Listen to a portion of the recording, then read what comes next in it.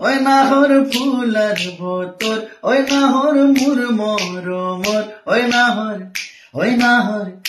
নাহর আনিলি তোয় বহাগরে খবর।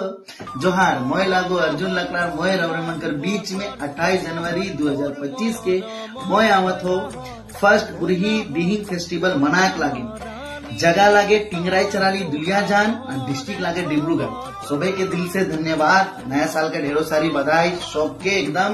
और जितना भी चाहे वाला आयो बाबा काका काके मामा मामी दादा बौजी सब चिरिंग पिलिंग छुआ मन लेदरा पटी में सब नवा नवा लुगा फटावन पिनता खूब सारा नाचा बड्डेगा फुर्ती करवा बहुत मजा लगी।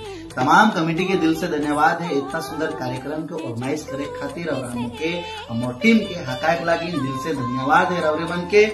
और जगह लागे टिंगराई चराली दुलिया जान डिस्ट्रिक्ट लागे Dibrugarh nearby Eden food village.